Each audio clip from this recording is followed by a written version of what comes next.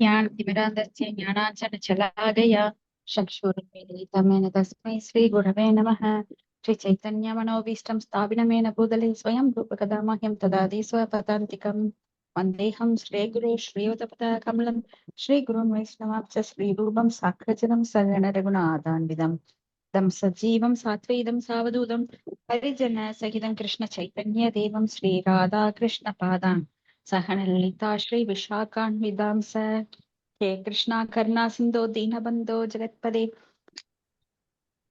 गोपेश गोपिकान्त राधाकान्त नमस्तुते तप्त काञ्चन गौराङ्गी राधा वृन्दावनेश्वरी वृषभानुश्वरी देवी प्रणमामि हरिप्रिये वात्साकल्पतरुभ्यश्च कृपा सिन्धुभ्यो च पतितानां पावनेभ्यो वैष्णवेभ्यो नमो नमः। श्री कृष्ण चैतन्य प्रभु नित्यानंद श्री अद्वैत गदाधर श्रीवासादि गौर भक्त वृंदा हरे कृष्ण कृष्ण कृष्ण हरे हरे हरे राम राम राम हरे हरे। नारायणं नमस्कृत्यं नरं चैव नरोत्तमं देवीं सरस्वतीं व्यासं ततो जयमुदीरयेत् नष्टप्रायेषु अभद्रेषु नित्यं बाहुल्य सेव्या भगवती उत्तमश्लोके भक्तिर्भवति नैष्ठकी मुखं करोति वाचालं पङ्गुं लङ्घाय देवं यत्कृपातमहं वन्दे श्रीगुरुं दीनतारिणं परमानन्दं माधवं श्रीचैतन्य ईश्वरम्। ॐ नमो भगवते वासुदेवाय। ॐ नमो भगवते वासुदेवाय। ॐ नमो भगवते वासुदेवाय। भागवत प्रार्थने। सर्वशास्त्रादिपीयूषा सर्ववेदैः सत्फला सर्वसिद्धान्तरत्नाट्य सर्वलोकैः त्रिकृता सर्वभागवत प्राण श्रीमद्भागवत प्रभो कलितुवन्तोदितादित्य श्रीकृष्ण परिवर्तित परमानंद पाठाय प्रेम वर्षाशरायते सर्वदा सर्वसेव्याय श्रीकृष्णाय नमोऽस्तुमे। मत्येह बन्धो मत्सङ्गिन् मद्गुरो मन्महातन मत्निस्तारक मद्भाग्य मदानन्द नमोऽस्तुते। असाधु साधु ददायिन् अधिनोच्चताः सानामुन्न मुञ्च कासिन् मां प्रेम्णा கிருத்கண்டே புஸ்புரா. மொழிபெயர்ப்பு. ஓ எல்லா வேதையிலும் ஹரே கிருஷ்ணா மாதாஜி. மாதாஜி ஹரே கிருஷ்ணா. நம்மளிடம் மாதாஜி மொழிபெயர்ப்பு. படிங்க மாதாஜி. ஓ எல்லா வேத இலக்கியங்களிலிருந்தும் கழிந்தெடுக்கப்பட்ட அமிர்தமே, வேதங்களின் மிக முக்கியமான ஆன்மீக பலமே மற்றும் எல்லா தத்துவங்களின் முடிவுகளான ஆபரணங்களை கொண்டவரே, உலக மக்களுக்கு ஆன்மீக பார்வையை கொடுப்பவர் மற்றும் வைஷ்ணவர்களின் உயிர் மூச்சாக விளங்குபவரே, பகவானே, நீர் கலியுகத்தின் இருளை போக்குவதற்காக உதித்த சூரியன். உண்மையில் நீர் எங்களிடம் திரும்பி வந்த கிருஷ்ணர். ஓ ஸ்ரீமத் பாகவதமே, உங்களுக்கு என் பணிவான வணக்கங்கள். உங்களை படிப்பவர்கள் உன்னந்த ஆனந்தத்தை அடைவார்கள், ஏனெனில் உங்கள் எழுத்துக்கள் அவர்களுக்கு தூய பக்தி தொண்டை பொழிகின்றது. நீங்கள் பகவான் கிருஷ்ணரின் அவதாரமாக இருப்பதால் எப்போதும் அனைவருக்கும் உங்களுக்கு தொண்டு புரிய வேண்டும். ஓ ஸ்ரீமத் பாகவதமே, ஓ என்னுடைய ஒரே நண்பரே, உடன் இருப்பவரே, என்னுடைய ஆசிரியரே, என்னுடைய மிகப்பெரிய சொத்துமாகவும் விடுப்பருமாகவும் இருப்பவரே, என்னுடைய மிக நல்ல பாக்கியம் மற்றும் ஆனந்தமாக இருப்பவரே, என்னுடைய மரியாதை கலந்த வணக்கங்களை ஏற்றுக்கொள்ளுங்கள். ஓ ஸ்ரீமத் பாகவதமே, புனிதமற்றவருக்கும் புனிதத்தை வழங்குபவரே, மிகவும் வீழ்ச்சி அடைந்தவர்களையும் உயர்த்துபவரே, என்னை எப்போதும் கைவிட வேண்டாம். கிருஷ்ணருக்கான தூய பக்தி தொண்டுடன் எப்போதும் என் இதயத்திலும் தொண்டையிலும் தோன்றுவீராக. ஹரே கிருஷ்ணா மாதாஜி. ஹரே கிருஷ்ணா. தேங்க்யூ மாதாஜி. ஹரே கிருஷ்ணா மாதாஜி. பிரணாம்ஸ் மாதாஜி. ஹரே கிருஷ்ணா. பிரணாம்ஸ் மாதாஜி. இன்னைக்கு மூன்றாவது காண்டம், நான்காவது காண்டம் அத்தியாயம் 1 ஸ்லோகம் 20. 21 மாதாஜி. 21ங்களா? சரிங்க. 21வது ஸ்லோகம். தப்யமானாம் திரிபுவனம் பிராணாயாமை தசாக்னினா நிர்கதேன முனேர் மூர்த்தன சமீஷய பிரவஸ்த்ரயः. மொழிபெயர்ப்பு படிக்கட்டாங்க மாதாஜி? படிங்க மாதாஜி. மொழிபெயர்ப்பு. அத்ரி முனிவர் இவ்வாறு கடுமையான தவம் ஏற்றிக் கொண்டிருக்கும் பொழுது அவர் செய்த பிராணாயாம பயிற்சியினால் அவர் தலையிலிருந்து தீப்பிழம்பு ஒன்று வெளிவந்தது. இதனை உலகிலுள்ள மூர்த்திகளும் கண்டனர். பொருளுரை. தெய்வ திரு கோஸ்வாமியின் கூற்று பிராணாயாமத்தின் நெருப்பானது மனநிறைவை குறிக்கும் என்பதாகும். இந்நெருப்பினை பரமாத்மாவான விஷ்ணு உணர்ந்து கொண்டதனாலேயே பிரம்மதேவனும் சிவபெருமானும் கூட உணர்ந்து கொண்டனர். அத்ரி முனிவர் தனது பிராணாயாமத்தினால் பரமாத்மா அல்லது உலகத்து நாயகனையை தியானித்தார். பகவத்கீதையின் கருத்தின்படி உலகத்து நாயகன் வாசுதேவனே ஆவார். வாசுதேவ சர்வம் நிதி. மேலும் அவர் வழிகாட்டுதலின் பேரிலேயே பிரம்மதேவனும் சிவபெருமானும் செயல்படுகின்றனர். இவ்வாறு வாசுதேவரின் வழிகாட்டுதலினால் பிரம்மதேவனும் சிவபெருமானும் அத்ரி முனிவர் செய்யும் அரிய தவத்தில் மனம் மகிழ்ந்து பூலோகத்திற்கு வந்தனர் என்பதை அடுத்து வரும் ஸ்லோகங்கள் விவரிக்கும். ஹரே கிருஷ்ணா மாதாஜி. ஹரே கிருஷ்ணா மாதாஜி. அப்போ இங்க பிரம்மதேவர் என்ன பண்றாருன்னா, உற்பத்தியில ஜீவராசிகளை உற்பத்தி செய்வதில் ஈடுபட்டிருக்கார். அப்ப அவர் பிரஜாபதியாகவும் செயல்படுகிறார். அவரது புத்திரர்களையும் அந்த வேலையில ஈடுபடுத்துறார். அப்ப ஸ்வயம்பு மனு முதலாக மனுவுல முதல் மனு ஸ்வயம்பு மனு. அப்போ ஸ்வயம்பு மனு சதரூபா அவங்கள ஆண் பெண் இனக்கவர்ச்சியின் மூலமாக படைப்பு தொழிலை ஈடுபடுமாறு அவர் செய்யறார். ஏன்னா அவர் உற்பத்தி பண்ற மற்ற சனத்குமாரர்கள், நாரதர் இவங்கெல்லாம் பிரம்மச்சரியத்தை எடுத்துட்டாங்க, பிரம்மச்சரிய விரதம். அதனால இவர் கோபம் அடைகிறார். கோபம் அடைந்து அந்த நேரத்துலதான் நெற்றியில இருந்து ருத்ரனை படைக்கிறார். ருத்ரனை படைக்கும் போது கோபமா படைச்சதுனால, தமோகுணத்துல படைச்சதுனால அவரும் படைப்பு தொழிலை செய்ய முடியல. இப்படி அவர் வாரிசுகளை உருவாக்கும் போது ஸ்வயம்பு மனு சதரூபா இவங்க மூலமா அவங்களுடைய வம்சாவளி, மனுவின் வம்சாவளி தான் இப்ப நம்ம படிச்சுட்டு இருக்கோம். அப்ப அத்ரி முனிவர், அந்த வழியில வர்ற அத்ரி முனிவர் கடுமையான தவம் பண்றார். அந்த தவத்தின் மூலமா அவருக்கு நெருப்பு வருது.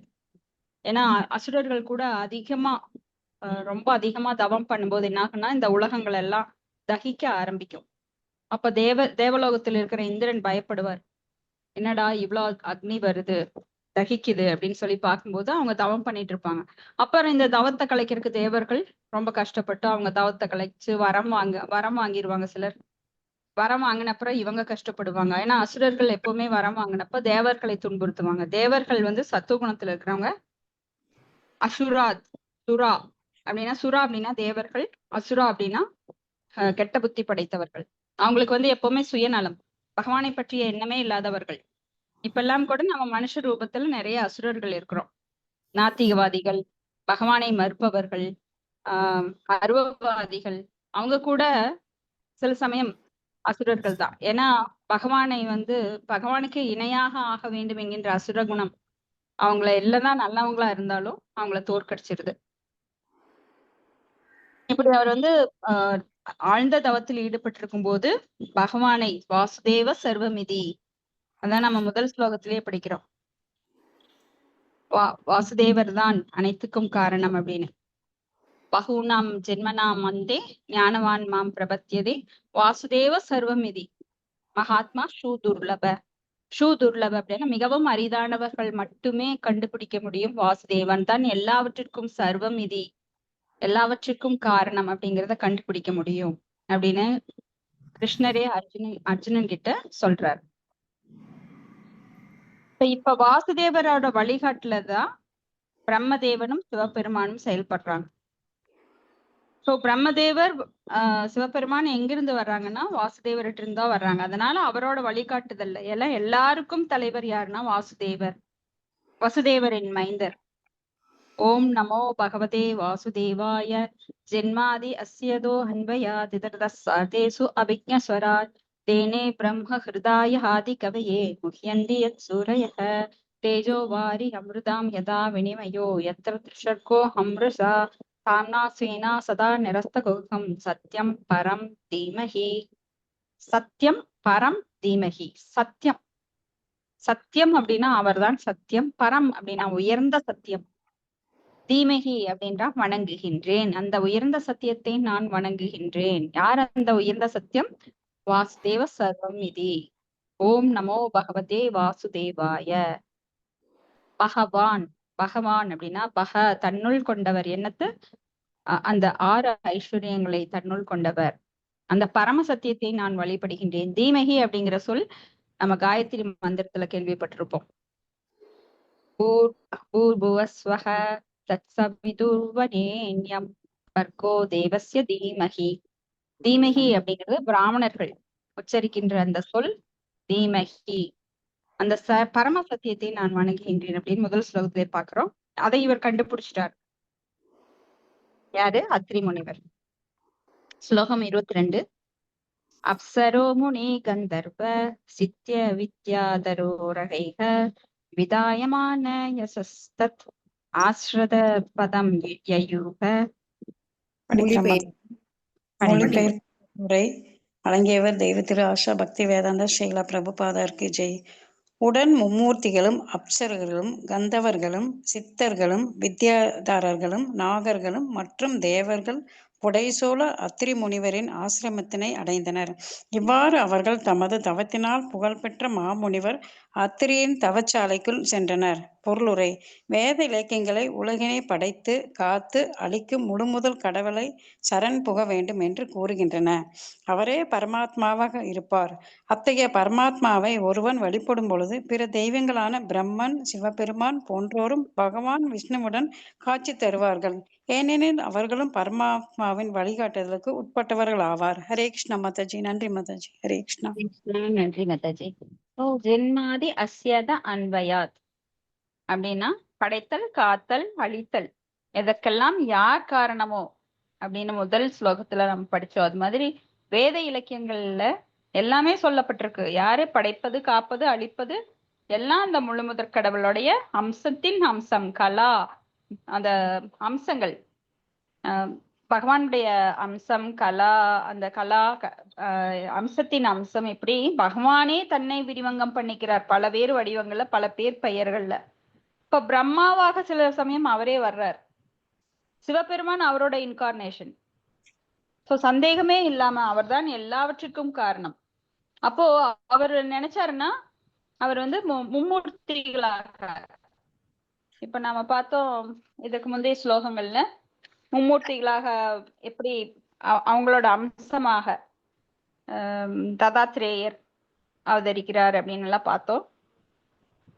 விஷ்ணுவின் அம்சமாக ததாத்ரேயர் வர்றார், பிரம்மாவின் அம்சமாக இன்னொருத்தர் வர்றார். இப்படி சோமன், துர்வாசர் சிவன் அம்சமாக வர்றார். இப்படி 3 பேர் வர்றாங்க.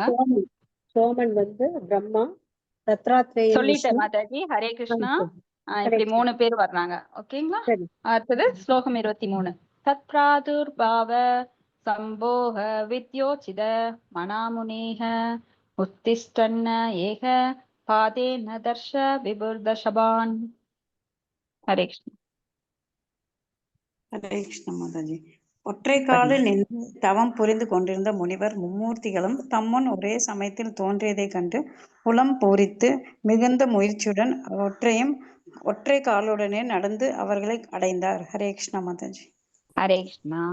இப்போ இங்க அத்திரி முனிவர் ஒற்றை கால்ல தவம் புரிஞ்சிட்டு இருக்கார். அப்ப மும்மூர்த்திகளும் அவருக்கு முன்னாடி காட்சி தர்றாங்க. அதனால அதே ஒற்றை காலுடனே நடந்து அவங்க கிட்ட போறார். ஸ்லோகம் 24. பிரணம்ய தண்டவத் பூமாவ் உபதஸ்தே அர்ஹனாஞ்சலி விஷஹம்ச சுபர்ணஸ்தான் ஸ்வை ஸ்வை சினைஸ்தான்.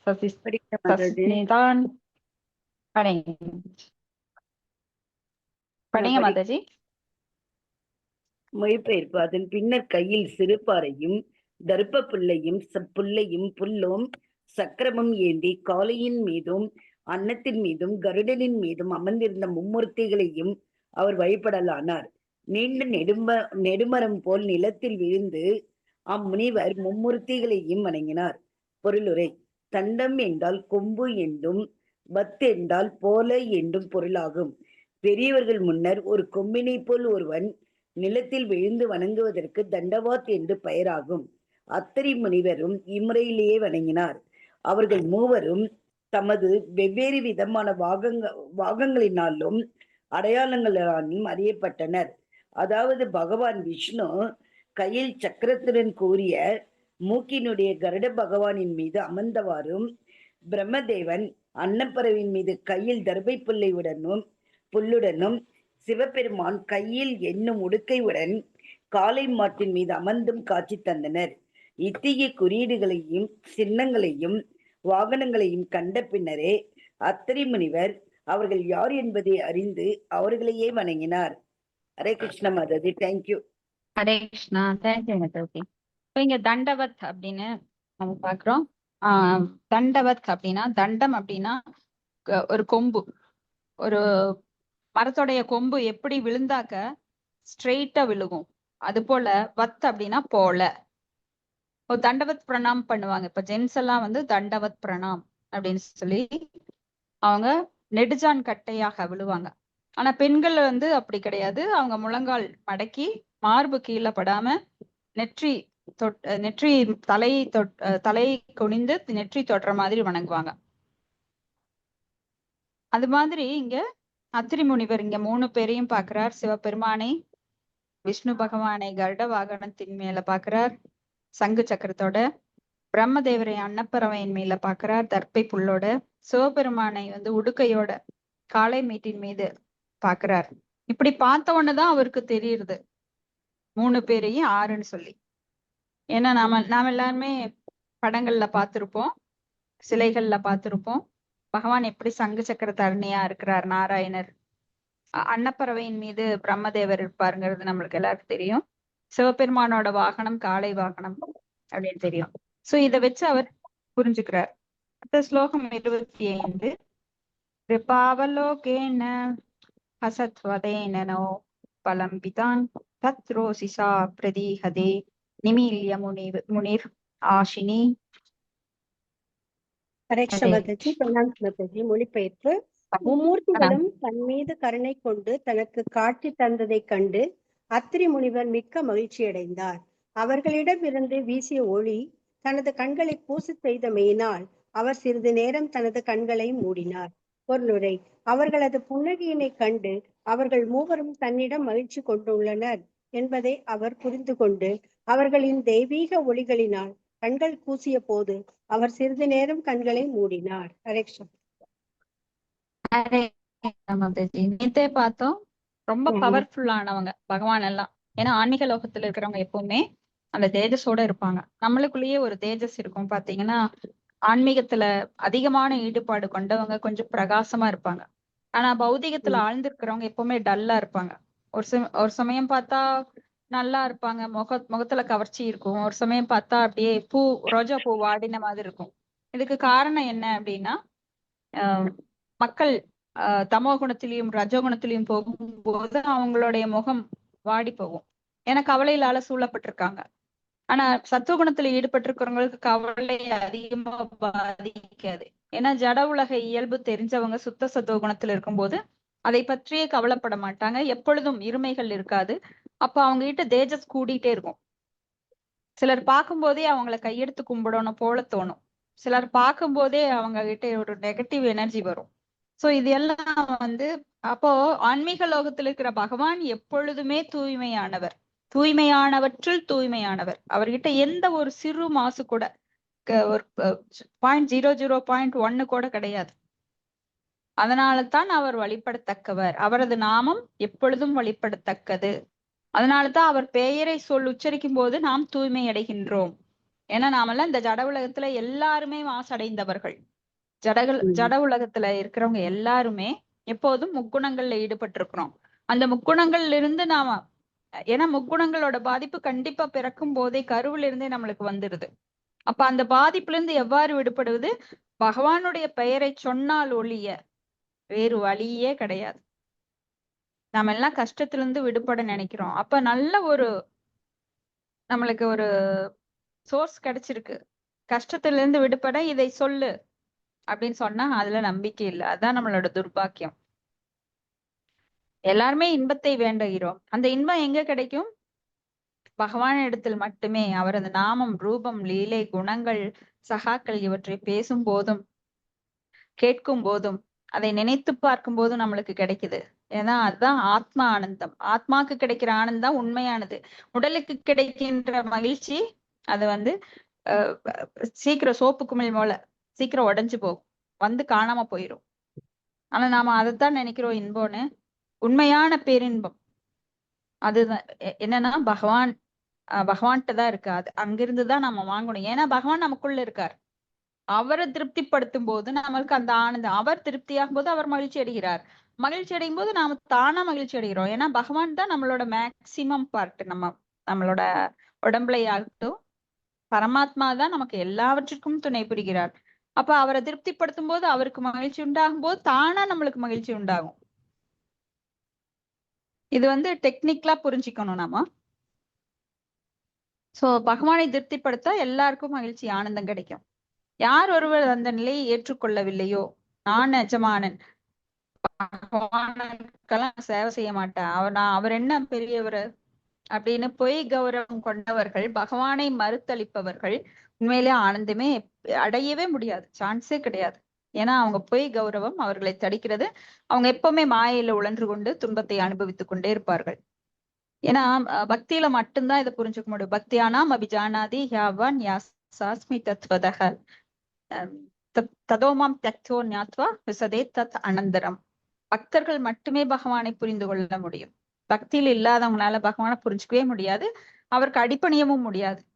தங்களோட ஸ்வரூப நிலையை புரிந்து கொள்ள முடியாதவர்கள் கண்டிப்பா மாயையில உழண்டு கொண்டே இருப்பார்கள். அடுத்தது ஸ்லோகம் 26, 27.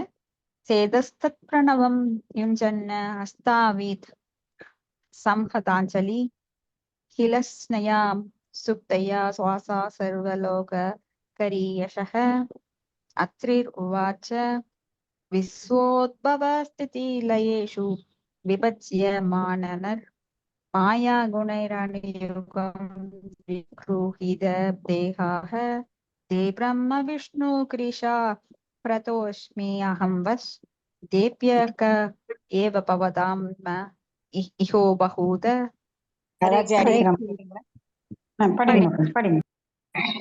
மொழிபெயர்ப்பு. மும்மூர்த்திகளினால் கவரப்பட்டு தன் இதயம் பறிகொடுத்து சிறிது நேரம் மெய் மறந்திருந்த அத்திரி முனிவர் தன்னுணர்வு பெற்று உலக நாயகர்களை கூப்பிய கரங்களுடனும் இனிமையான வார்த்தைகளுடனும் துதிக்க ஆரம்பித்தார். ஓ பிரம்மதேவனே, மகாவிஷ்ணுவே, சிவபெருமானே, யுகங்கள் தோறும் படைத்தல், காத்தல், அழித்தல் என்பவற்றிற்காக ஜட இயற்கையின் முக்குணங்களை ஏற்றுக்கொள்வதன் மூலம் நீங்கள் தனித்தனி உடல்களை பெற்று உங்களுக்குள் பிரிந்திருக்கின்றீர்கள். உங்கள் மூவருக்கும் எனது தலைதாழ்த்தி வணக்கங்களை தெரிவித்துக் கொள்வதோடு எனது தவத்தினால் உங்களில் யாரை அழைத்தேன் என்று அறிந்து கொள்ளவும் விரும்புகிறேன். பொருளுரை. அத்திரி முனிவர் முழுமுதற் கடவுளை ஜெகதீஸ்வரர், அதாவது உலக நாயகனான முழுமுதற் கடவுளை அழைத்தார். படைப்பிற்கு முன்பே பகவான் இருந்திருக்க வேண்டும், இல்லையேல் அவர் எவ்வாறு பகவான் ஆவார்? ஒரு மாளிகையை ஒருவர் கட்டினார் எனில் நிச்சயம் அவர் அம்மாளிகை கட்டப்படுவதற்கு முன்பே இருந்திருக்க வேண்டும். எனவே உலக நாயகனான பகவான் ஜட இயற்கையின் குணங்களுக்கெல்லாம் மேலானவராகத்தான் இருத்தல் வேண்டும். ஆனால் இங்கு பகவான் விஷ்ணு சத்துவ குணத்திற்கும், பிரம்மதேவன் ரஜோ குணத்திற்கும், சிவபெருமான் தமோ குணத்திற்கும் பொறுப்பானவர்கள் என்று அறியப்படுகின்றனர். ஆகையினால் அத்திரி முனிவர் கூறுகிறார், உலக நாயகன் உங்கள் மூவரில் ஒருவராகத்தான் இருத்தல் வேண்டும். ஆனால் இங்கு மூவர் வந்துள்ளீர்கள். உங்களில் யாரை அழைத்தேன் என்று என்னால் அறிய முடியவில்லை. நீங்கள் மூவரும் மிக்க அன்புடையவர் ஆவீர். ஆகையினால் கருணை கொண்டு ஜெகதீஸ்வரர் யார் என்பதை எனக்கு தெரிவித்தல் வேண்டும் என்கிறார். உண்மையில் அத்திரி முனிவர் பரமபுருஷ பகவானான விஷ்ணுவின் உண்மையான இருப்பினை பற்றி அறியாதவராக இருத்தல் வேண்டும். இருந்தாலும் அவர் உலக நாயகன் மாயையின் படைப்புகளுக்குள் ஒன்றான உயிரினம் அல்ல என்பதில் உறுதியாக இருந்தார்.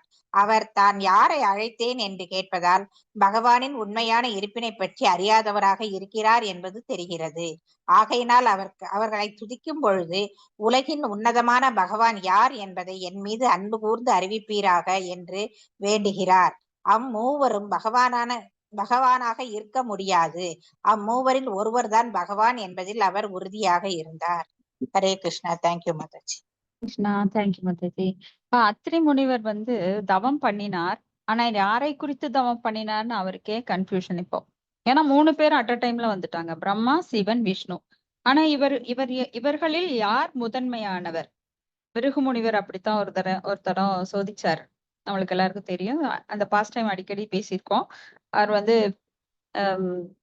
இந்த உலகம் முழுவதும் நன்மை பெற வேண்டும் அப்படிங்கிறதுக்காக ஒரு பெரிய யாகம் ஒன்றை நடத்தினார். அப்ப அந்த யாகத்தோட அபிர்வாகத்தை யாருக்கு தர்றதுன்னு சொல்லி 3 லோகங்களுக்கும் போனார். சத்தியலோகத்துக்கு போனார், பிரம்மாவை சோதிச்சார், பின்ன வைகுண்டத்துக்கு போனார், விஷ்ணுவை சோதிச்சார், சிவலோகத்துக்கு போனார், அங்க போய் சிவபெருமானை சோதித்தார். கடைசியில விஷ்ணு தான் இதற்கு தகுதி வாய்ந்தவர் அப்படின்னு முடிவுக்கு வந்தார். அது போல இங்க இவர் வந்து படைப்பிற்கு யார் அதிபதி, அவரை நான் குறித்து தவம் பண்றேன் அப்படின்னு சொல்லி பண்றார். ஆனா இப்ப வந்து 3 பேருமே வந்துட்டாங்க. ஏன்னா படைத்தல், காத்தல், அழித்தல் 3 பேரும் அந்த குணாவதாரங்கள். தமோகுணத்தின் அதிபதியான சிவபெருமானும், ரஜோகுணத்தின் அதிபதியான பிரம்மாவும், சத்துவகுணத்தின் அதிபதியான விஷ்ணுவும் அங்க காட்சி தரும்போது இவருக்கு கன்ஃபியூஸ் ஆயிடுச்சு. ஆனா வேதங்கள் என்ன சொல்லுது அப்படின்னா, நாராயண பரோ அவ்யக்தாத், இந்த அண்ட சராச்சரங்கள் இதுக்கெல்லாம் அப்பாற்பட்டவர். ஏன்னா பகவானாகவே இருக்கிறார். இந்த ஜட உலகத்திற்கு வந்தாலும் அவர் முக்குணங்களாலோ மாயையினாலோ அவர் பாதிக்கப்படுவது இல்லை. ஆனா சிவபெருமான சிவனாகட்டும் பிரம்மாவாகட்டும் அவங்க சில சமயம் அவங்களே தடுமாறுறாங்க. ஏன்னா முயந்தி சூரையக குழப்பம், முயந்தி அப்படின்னா குழப்பம் அடைவது. சிவபெருமான சில சமயம் குழப்பம் அடைகிறார். மேபி அவர் அந்தரங்க மாயினால அவர் வந்து அந்தரங்க மாயினால குழப்பம் அடையலாம். பிரம்மா சில சமயம் அவரும் கூட குழப்பம் அடைகிறார். சோ ஆனா விஷ்ணு வந்து என்னைக்குமே குழப்பம் அடையிறது கிடையாது. ஏன்னா விஷ்ணு சாட்சாத் பகவான் கிருஷ்ணருடைய விரிவங்கம். அப்ப இந்த 3 பேர்ல யாரோ ஒருத்தர் தான் முழுமுதற் கடவுள் அப்படின்னு அவர் உறுதியா இருந்தார். ஆனா யாருன்னு அவருக்கு தெரியல. அத்திரி முனிவருக்கே தெரியல பாருங்க. ஏன்னா தவம் செய்பவர்கள் பகுனாம் ஜென்மனாம் அந்தே ஞானவான் மாம் பிரபத்தியதே. என்னதான் ஞானம் இருந்தாலும் அவங்களுக்கு பக்தர்களை போல அவங்கனால எப்பவுமே தடுமாறாம இருக்க முடியாது. ஏன்னா ஞானிகளுக்கும் குழப்பம் அதிகமா இருக்கும், பக்தர்களுக்கு குழப்பம் இருக்காது. ஏன்னா அவங்க உறுதியாக பகவானை நம்பிக்கையுடன் ஸ்ரத்தையுடன் வழிபட்டு பக்தி தொண்டு புரிபவர்கள். இப்ப பக்தர்கள் ஞானிகளை விட மிக உயர்ந்தவர்கள். அவங்களுக்கு எந்த குழப்பமும் இல்லை. முழுமுதற் கடவுள் யார் அப்படிங்கறது குழப்பம் கிடையாது. ஆனா ஞானிகளுக்கு பாருங்க, இப்படி அத்திரி முனிவருக்கு கூட குழப்பம் வந்துருச்சு. பல கோடி ஆண்டுகள் தவம் பண்ணாலும் இதுதான் நிலைமை. யம நியம ஆச்சன பிராணயாமான்னு சொல்லி என்னதான் பண்ணினாலும் ஞானத்தை அவங்க தெரிஞ்சுக்கலாமே, முக்தி வரைக்கும் போலாம். ஆனா பக்தி கடைபிடிக்காதவங்க பகவானை அணுக முடியாது. ஸ்லோகம் 28. ஏகோ மகேஹ பகவான் லிலித பிரதானை சித்தீகிருத பிரஜனாய கதம் நோ யூயம் அக்ராகதாஸ்தனு பிரதா மனசோ அபிதூரைத் பிதே பிரசீதத மகானிக லிஸ்குயாமி. ஹரே கிருஷ்ணா. மொழிபெயர்ப்பு படிக்கிறாங்க மாதாஜி. படிங்க மாதாஜி. மொழிபெயர்ப்பு. நான் எனக்கு முழுமுதற் கடவுளைப் போன்றே ஒரு குழந்தை வேண்டும் என்று நினைத்து அவரை அழைத்தேன். ஆனால் அவரோ மனிதனின் மன யுகங்களுக்கெல்லாம் அப்பாற்பட்டவராக இருந்த போதிலும், நீங்கள் மூவரும் இங்கே எழுந்தருளியுள்ளீர்கள். நீங்கள் மூவரும் எவ்வாறு இங்கு வந்தீர்கள் என்பதை அன்பு கொண்டு மிகவும் குழப்பமுற்றிருக்கும் எனக்கு விளக்கி அருள்வீராக. பொருளுரை. அத்திரி முனிவர் முழுமுதற் கடவுள் ஒருவரே. இவ்வுலகின் நாயகன் என்ற ஆழ்ந்த நம்பிக்கை கொண்டு அவரை நினைத்தே தவம் செய்தார். ஆனால் அவர் முன் காட்சி தந்த மூவரை கண்டவுடன் அவர் மிகுந்த வியப்புக்குள்ளானார். ஹரே கிருஷ்ணா மாதாஜி. நன்றி மாதாஜி. ஹரே கிருஷ்ணா. நன்றி மாதாஜி. சோ இவர் வந்து எதற்காக தவம் புரிகிறார் அப்படின்னா, பகவானை போலவே ஒருவர் எனக்கு மகனாக பிறக்க வேண்டும். சோ அந்த பகவானை போன்றே அப்படிங்கிற வார்த்தை வந்து ரொம்ப முக்கியமானது. ஏன்னா பகவானே வந்து பிறக்கணும்னு அவர் சொல்லல. சோ இங்க என்ன பண்ணிட்டாருன்னா, அந்த குழப்பங்கள், நம்ம எல்லாமே வந்து 3 குணங்களுக்கு உட்பட்டவர்கள். அப்ப என்ன ஆகுதுன்னா, அந்த வார்த்தை அவர்கிட்ட வர்ற அந்த தடுமாற்றம். இதே மாதிரி ஒரு ராவணனோட தம்பி கும்பகர்ணன் கூட ஒரு வார்த்தை மாத்தி கேட்டதுனால சான்ஸ்கிரிட்ல அவர் வந்து எனக்கு பெரிய ஒரு சாகாத வரம் வேண்டும் கேட்கறதுக்கு பதுவா எனக்கு தூங்குற மாதிரி வர வேணும்னு வார்த்தை மாத்திடுவார். அதுக்கு காரணம் என்னன்னா உள்ள இருக்கிற சரஸ்வதி தேவி வாக் தேவதை, நாக்குக்கு அதிபதி அவங்க. அப்போ அந்த அசுரன் வரம் பெற்றால் இந்த உலகுக்கு ஆபத்து அப்படிங்கிறது தெரிஞ்சு அவங்க அந்த வார்த்தையை மாத்தி விட்டுருவாங்க. அது போல நமக்குள்ள இருக்கிற அந்த பரமாத்மா நம்ம முழு நம்பிக்கை இல்லாம பல தவங்கள் செய்து வரம் வாங்குறப்ப நம்மளுக்கு என்ன ஆகும்னா நம்மளோட மனோபாவம் வேண்டாத ஒன்னை கேட்கிறோம், இல்ல நாம நினைக்கிறது கிடைக்கும் அப்படிங்கறதெல்லாம் நம்மளுக்கு உறுதியே கிடையாது. ஏன்னா இவர் முழுமுதற் கடவுளை முழுசா நம்பல, யாருன்னு தெரியல. அப்ப அவர் இங்க ஒருத்தர் தான் வருவாருன்னு நினைச்சவரு 3 பேரும் வந்திருக்காங்க. அப்ப கடவுளை போன்றே அப்படின்ற ஒரு எண்ணம் அவருக்கு. அப்போ கடவுள் மேல முழு நம்பிக்கை இல்லாம கடவுளை போன்றே ஒரு குழந்தை வேண்டும், கடவுளே வரணும்னு யாரு வசுதேவர் வசுதேவர் இவங்கெல்லாம் வந்து தவம் பண்ணாங்க. ஏன்னா பல பல பிறவிகளாக தவம் பண்றதன் பயனாதான் பகவானே வந்து வசுதேவரின் மைந்தனாக அங்க அவதரித்தார். தேவகி புத்திரன் நந்தனன் அப்படின்னு சொல்லிட்டு. ஆனாலும் தேவகி வந்து கடுமையாக தவம் பண்ணி இருந்து அந்த வரத்தை கேட்டாலும் அவங்கனால பகவானுடைய அந்த குழந்தை பருவத்தை அனுபவிக்க முடியல. ஏன்னா அவங்க ஜெயிலுக்குள்ள இருந்தாங்க. கடைசியில பார்த்தா யசோதை எண்ணெய் தான் அனுபவிச்சாங்க. சோ வரம் கேட்கறதுல கூட பாருங்க, நாம என்னதான் வரம் கேட்டாலும் அதுல பகவான் அதுல ஒரு ட்ரிக் வைக்கிறார். ஏன்னா பகவான் நினைச்சா எல்லாமே பண்ண முடியும். வார்த்தை குழப்பங்கள், மனசு குழப்பம், அந்த இடத்துல நாம என்ன கேட்கிறோம் நம்மளுக்கே புரியாது. அதனால நமக்கு என்ன வேண்டுமோ அவரே தந்துருவார். இப்போ துருவன் கூட, துருவ மகாராஜ் அவரு வரம் கேட்கிறப்ப என்ன பண்ணாருன்னா, நான் வந்து என்னோட தாத்தாவை விட பெரிய ராஜ்யம் எனக்கு கிடைக்கணும்னு வரம் கேட்கணும்னு நினைச்சு தவம் பண்ணார். ஆனா பகவானை பார்த்த உடனேதான் அவருக்கு தெரிஞ்சது, ஐயோ ஒரு வைரக்கல்லுக்கு பொதுவா கண்ணாடி கல்லுக்கு ஆசைப்பட்டுட்டனே, எனக்கு அதெல்லாம் வேண்டாம், எனக்கு பௌதிகமா ஒண்ணும் வேண்டாம், உன்னை பார்த்த உடனேதான் எனக்கு தோணுது அதெல்லாம் ரொம்ப அற்பமானது, எனக்கு அதெல்லாம் வேண்டாம், பெரிய ராஜ்யம் கேட்கணும்னு நினைச்சவர் மனசு மாறிட்டார். உங்களை பார்த்தவுடன் எனக்கு அந்த பக்தி ஒன்றே போதும் அப்படின்னு சொல்லி நான் உங்களுக்கு என்றென்றும் அடிமையா இருக்கணும் அப்படின்னு கேட்க நினைச்சார். ஆனா பகவான் சொன்னார், உனக்கு எல்லாவற்றையும் தருகிறேன் அப்படின்னு. எப்படி நம்ம பகவத்கீதையில படிக்கிறோம், இருப்பதையும் காத்து நமக்கு வேண்டுபற்றையும் கொடுத்து அருள் புரிகிறார் அப்படின்னு. அனன்ய சிந்தையந்தோ மாம் ஏஜனாம் பரிபாஷதே அந்த ஸ்லோகத்துல சொல்றாரு இல்லையா, அது மாதிரி. அடுத்த ஸ்லோகம் 29. மைத்ரேய வாச்ச. இப்ப மைத்ரேயர் வந்து விதுரருக்கு சொல்லிட்டு இருக்கிறாரு இதெல்லாம். இது இதத்யவச கிருத்வா த்ரயஸ்தே விபுதர்ஷபா பிரத்யாகு ஸ்லக்ஷ்ணயாம் வாச பிரஹஸ்ய தம் ருஜிம் பிரபு. மொழிபெயர்ப்பு. மைத்ரேய மாமுனிவர் கூறினார். அத்ரி முனிவரின் வார்த்தையை கேட்ட மும்மூர்த்திகளும் புன்னகை புரிந்து கீழ்வரும் பதிலை இனிய வார்த்தைகளினால் கூறினார். ஹரே கிருஷ்ணா மாதாஜி. நன்றி மாதாஜி. நன்றி மாதாஜி. ஸ்லோகம் 30.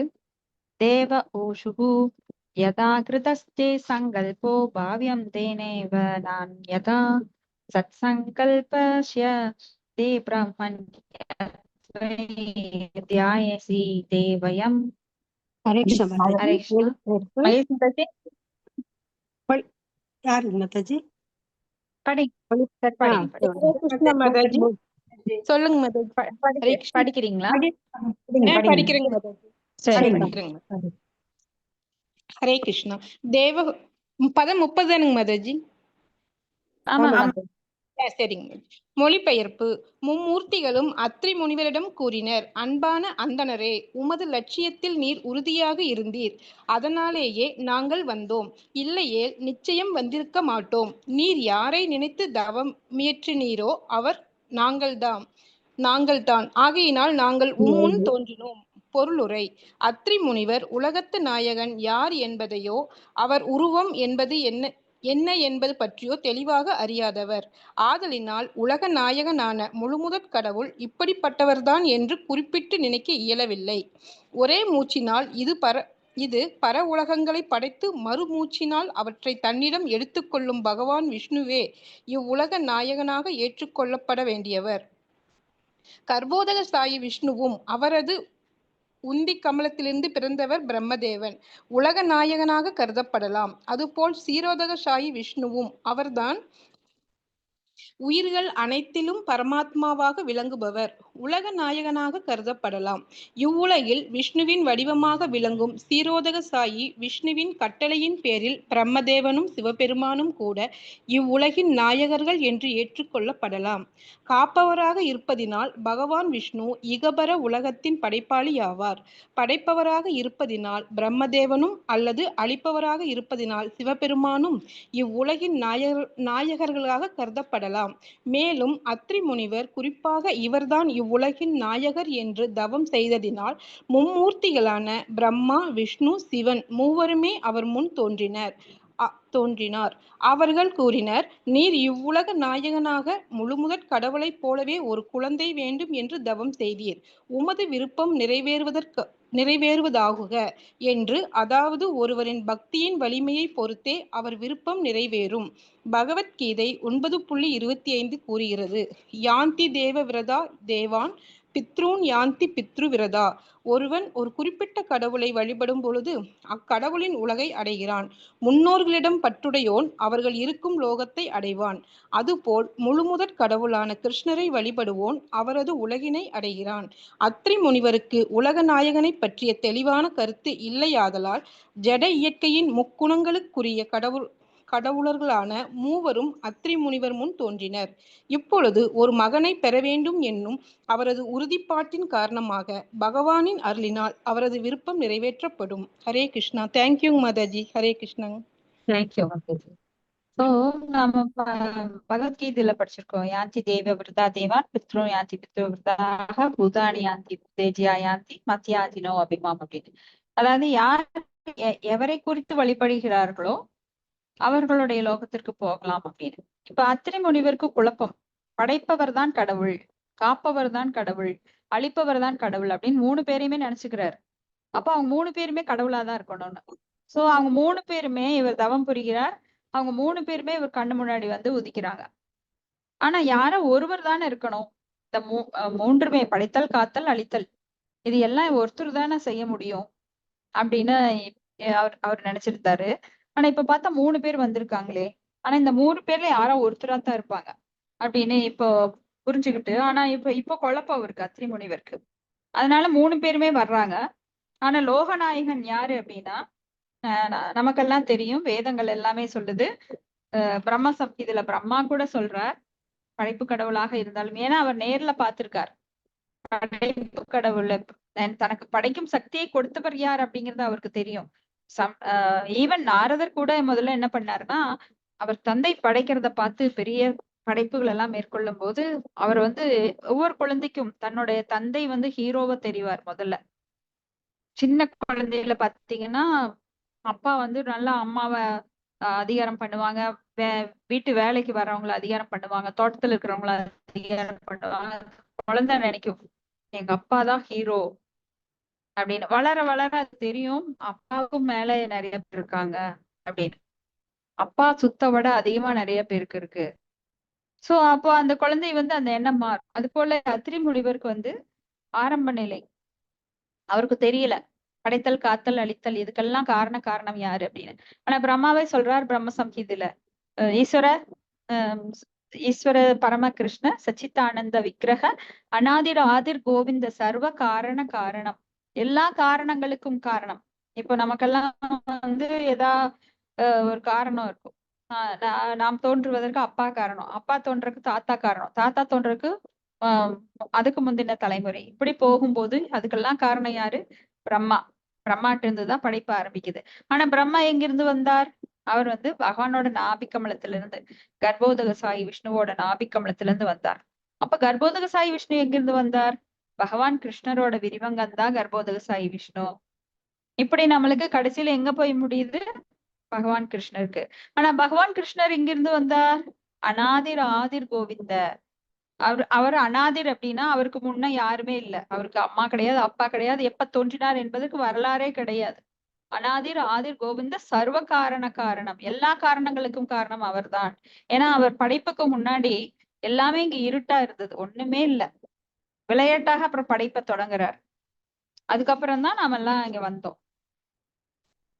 அடுத்த ஸ்லோகம் 31. अदास्मत्तं स भूतास्ते आत्मजामलोक विसृताः भवितारो अङ्गपत्रं ते विस्रप्स्यन्ति च ते यशः. மொழிபெயர்ப்பு. இயல்புடன் கூடிய புதல்வர்கள் உமக்கு பிறப்பார்கள், எல்லா நன்மைகளும் உமக்கு உண்டாகும் என்று விரும்புவதால் அப்புதல்வர்கள் உமது புகழை இவ்வுலகம் எங்கும் பரப்புவார்கள். அப்போ இங்க வந்து அத்திரி முனிவருக்கு 3 பேருமே வரம் தர்றாங்க. 3 பேர் அம்சமாவும் உனக்கு குழந்தை பிறப்பாங்க, அவங்க வந்து உன்னோட புகழை பரப்புவாங்கன்னு பகவான் வரம் கொடுக்கிறார். ஸ்லோகம் 32. ஏவம் காம வரம் தத்வாக்ரதி ஜக்மோ சுரேஸ்வரா ஜபாஜிதாஸ்தயோக சம்யோக் தம்பத்யோர் மிரதோஸ்ததஹ. மொழிபெயர்ப்பு படி இவ்வாறு பிரம்மதேவனும் மகாவிஷ்ணுவும் சிவபெருமானும் அத்திரி முனிவர் வேண்டிய வரத்தினை அவருக்கு அருளிவிட்டு அத்திரி முனிவரும் அவர் மனைவியும் பார்த்து கொண்டிருக்கும் பொழுது அங்கிருந்து மறைந்தனர். ஹரே கிருஷ்ண மாதாஜி. ஹரே கிருஷ்ணா. ஸ்லோகம் 33. சோமோஹபூத் பிரம்மணோ அம்சேன தத்தோ விஷ்ணனோஸ்து யோகவித் துர்வாசாக சங்கர்ஷ்யாம்சோ நிபோ தாங்கிரச பிரஜாக. ஹரே கிருஷ்ணா. அதன் பிறகு பிரம்மதேவன் இயல்புடன் திங்கட் கடவுளும் பகவான் விஷ்ணுவின் இயல்புடன் மிகச்சிறந்த யோகியான தத்ரேயரும் பகவான் சங்கரனின் சிவபெருமான் இயல்புகளுடன் மாமுனிவர்கள் துர்வாசரும் பிறந்தனர். இப்பொழுது நீ என்னிடமிருந்து அகீரச முனிவரின் பரம்பரையை பற்றி அறிவாயாக. ஹரே கிருஷ்ணா மாதாஜி. நன்றி மாதாஜி. ஹரே கிருஷ்ணா. நன்றி மாதாஜி. அப்போ பிரம்மதேவர் அவரோட இயல்போட சோமன் அப்படிங்கிற திங்கட் கடவுள் பிறக்கிறார். அப்போ ததேத்ராயர் அவர் வந்து விஷ்ணுவோட இயல்போடனும் சிவபெருமான் இயல்போட துர்வாசர் பிறக்கிறாங்க. 3 பேரு அம்சமாவும் பிறக்கிறாங்க அவங்க. அடுத்தது ஸ்லோகம் 34. ஸ்ரத்தாதவ அங்கிரஷ பத்னி சேதஸ்ரோ அசூத கன்யகாக சினிவாலி குசு ராக சதுர்த்தி அனுமதி ததா. அங்கிரிஷ முனிவரின் மனைவி சிரத்தை என்பவள் சீனிவாலு பூகா ராகா மற்றும் அனுமதி என்னும் 4 புதல்விகளை ஈன்றாள். ஹரே கிருஷ்ணா மாதாஜி. ஹரே கிருஷ்ணா மாதாஜி. இப்ப 4 புதல்விகள் இங்க வர்றாங்க. அடுத்தது அங்கிரிச முனிவரோட மனைவி ஸ்ரத்தை. அவங்களுக்கு இப்ப எப்படி புதல்வர்கள் 3 பேர் அம்சமா பிறந்தாங்க, அது மாதிரி மறுபடியும் 4 பெண் குழந்தைகள் பிறக்கிறாங்க. அடுத்த ஸ்லோகம் 35. தத் புத்ராவா பராவ் ஆஸ்தாம் கியாதென ஸ்வரோசிசே அந்தரே உதத்யோ பகவான் சாக்ஷாத் பிரக்மனிஷ்டஸ்ச பிரகஸ்பதிஹி. ஹரே கிருஷ்ண மாதாஜி. மொழிபெயர்ப்பு. இந்த 4 புதல்வியர்களை தவிர அவள் 2 புதல்வர்களையும் ஈன்றெடுத்தாள். ஒருவர் உதத்தியர் என்பவர் ஆவார், மற்றொருவர் கற்றறிந்த ஞானியான பிரகஸ்பதி ஆவார். மறுபடியும் 2 புதல்வர்கள். அவங்க வந்து உதத்தியர் அப்புறம் பிரகஸ்பதி அப்படின்னா குருன்னு சொல்லுவோம், குரு பகவான் சொல்லுவோம். அடுத்து ஸ்லோகம் 36. புவஸ்யோ அஜனயத் பத்னியாம் அகஸ்தயம் ச கவிர்புவி சோ அந்நிய ஜன்மனி தக்ராக்னில் விஸ்ரபஸ்ச மகாதபாக. மொழிபெயர்ப்பு. புலத்தியர் தன் மனைவி அவிர்பு என்பவன் மூலம் அகத்திய முனிவரை ஈன்றெடுத்தார். இவரே மறுபிறப்பில் தராக்னியாக விளங்கினார். இவருக்கு பின்னர் புலத்தியர் மிகச்சிறந்த தவ புதல்வரான விஸ்ரபானை ஈன்றெடுத்தார். ஹரே கிருஷ்ணா. நம்ம அகத்தியர் பத்திய கேள்விப்பட்டிருக்கோம். ஏன்னா ஆமா. தமிழ் கடவுள் அப்படிங்க. இந்த அகத்தியர் புலத்தியர் வந்து ஷார்ட்டா அந்த புலத்தியர் இவருக்கு பின் புலத்தியர் அப்படின்னா அகத்திய முனிவருக்கு பின்னர் புலத்தியர்.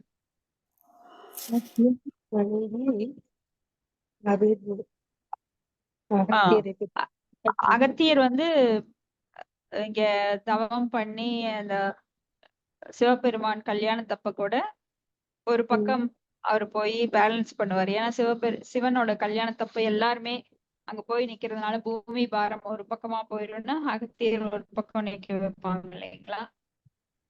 சோ அகத்தியர் வந்து தமிழை கொண்டு வந்தவர், தமிழ் மொழியை.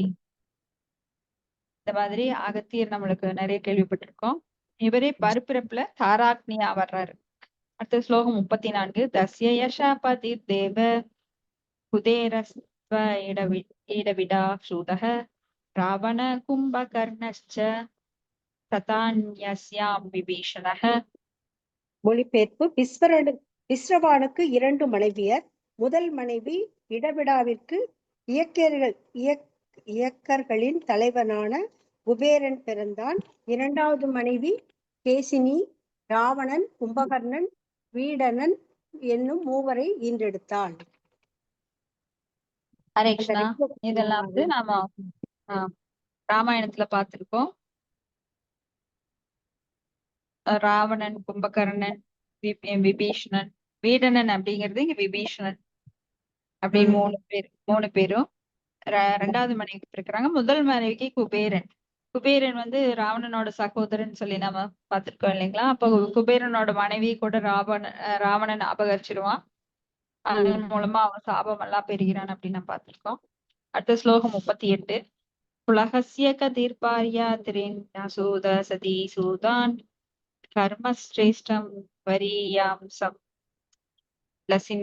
லசிம்ஸ்னும் மகாத்மதே. ஹரே கிருஷ்ணா. ஹரே கிருஷ்ணா. மொழிபெயர்ப்பு. உலக முனிவரின் மனைவியான கதி என்பவள் கர்மசிரேஷ்டன், வரியான், சகிஷ்ணு என்னும் 3 மைந்தர்களை ஈன்றெடுத்தாள். அம்மூவருமே மிகச்சிறந்த முனிவர்களாவர். இவங்க நிறைய பசங்களை 12 பசங்க பிறந்தா அதுல ஒவ்வொருத்தர் பேரா சொல்லிட்டு எங்க வார்த்தாஜி. ஆமா. சரி சரி. புலக முனிவர். புலக முனிவரின் மனைவியான கதி என்பவள் கர்த்தம முனிவரின் 5வது புதல்வி ஆவார். அவள் புலக முனிவரின் நம்பிக்கைக்குரியவளாக திகழ்ந்தாள். அதுபோல் அவர் மைந்தர்கள் 3 அவரை போன்றே நல்லவர்களாக விளங்கினர். ஹரே கிருஷ்ணா. ஹரே கிருஷ்ணா மாதாஜி. இப்ப மனுவோட வம்சங்களை தான் நம்ம பார்த்துட்டு இருக்கோம். இதெல்லாம் வந்து நம்ம அதிகமா படிச்சு மனப்பாடம் பண்ணி தெரிஞ்சுக்க வேண்டிய அவசியம் இல்ல. ஆனா இதெல்லாம் ஏன் படிக்கிறோம் அப்படின்னா இதெல்லாம் பகவானோட சம்பந்தப்பட்ட விஷயங்கள். அதனால நம்ம அதை பார்த்துட்டு இருக்கோம். ஸ்லோகம் 39.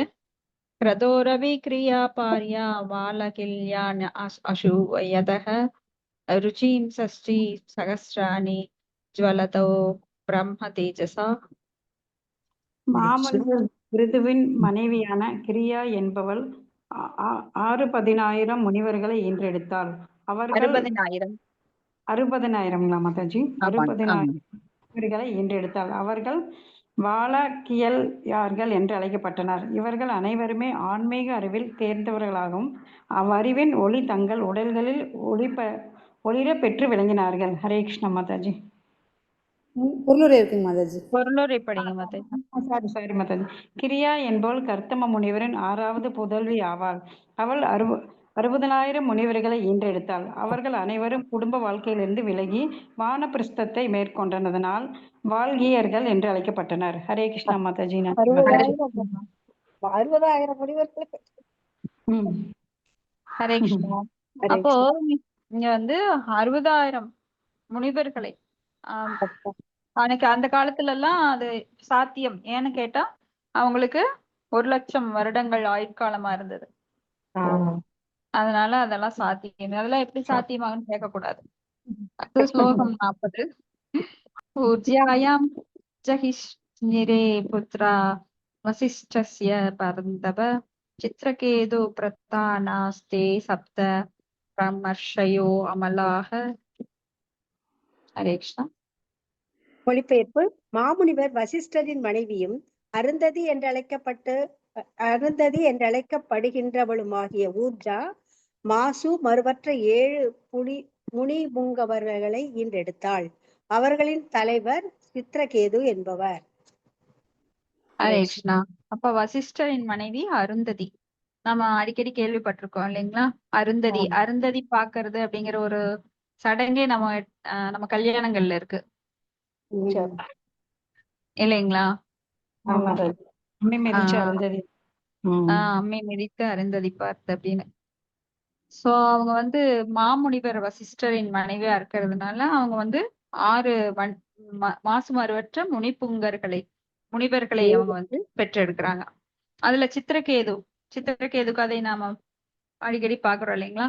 சித்திரகேது எப்படி அவர் வந்து ஒரு பையனுக்காக ஏங்கி ஏங்கி கடைசியில ஒரு நாரதர் வந்து அங்கீர முனிவர் அவரை கூட்டிட்டு வந்து அவருக்கு வரம் தர்றாரு. அப்புறம் அந்த பையன் வந்து கொல்லப்படுறாரு. அந்த குழந்தை மற்ற மனைவியர்களால, ஏன்னா அவருக்கு பல 1000 மனைவிகள் இருந்தாங்க. மற்ற மனைவிகள் எல்லாம் பொறாமப்பட்டு அந்த குழந்தை கொன்னுடுவாங்க. சித்திரகேது ரொம்ப அழுது நொந்து அப்ப மறுபடியும் வந்து நாரதர் அவருக்கு உபதேசம் பண்ணி சித்திரகேது ஒரு கந்தர்வரா மாறிடுறாரு.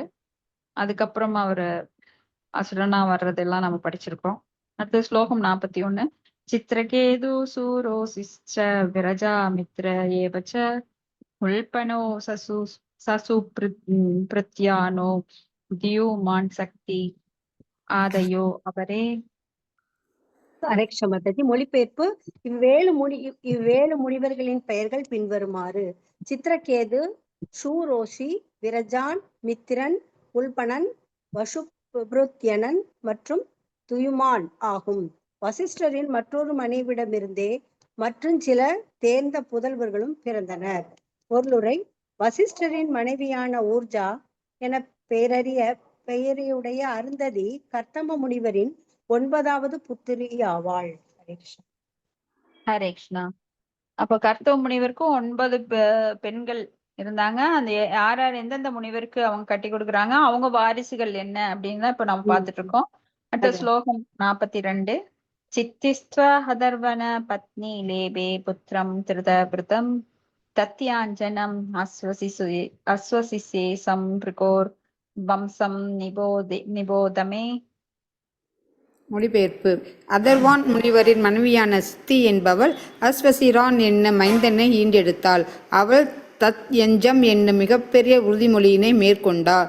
இப்பொழுது நீ என்னிடமிருந்து பிருகு முனிவரின் பரம்பரையினை பற்றி அறிவாயாக. பொருளுரை. அதர்வான் முனிவரின் மனைவியான சாந்தி எனப்படும் சித்தி என்பவள் கர்த்தம முனிவரின் 8வது புதல்வி ஆவார்.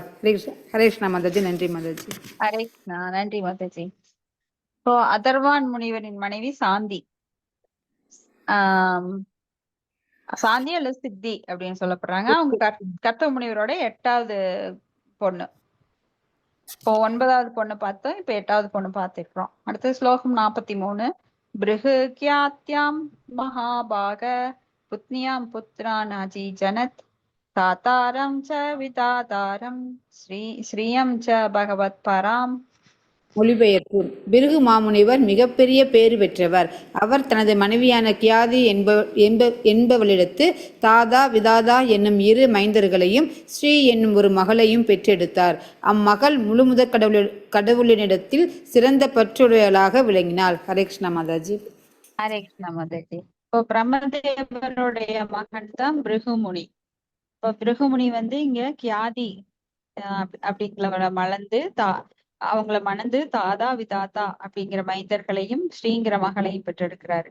இப்பதான் நம்ம பிருகுமுனிவர் பத்தி பேசணும் இல்லைங்களா? அவர் வந்து யார் முழுமுதற் கடவுள் அப்படின்னு சோதிக்கிறதுக்காக, யாருக்கு அந்த அவிர்வாகத்தை தரணுங்கிறதுக்காக போய் 3 லோகங்களையும் சோதனை பண்றாரு. அப்போ விஷ்ணுவை மார்பிளையே எட்டி உதைக்கிறார்.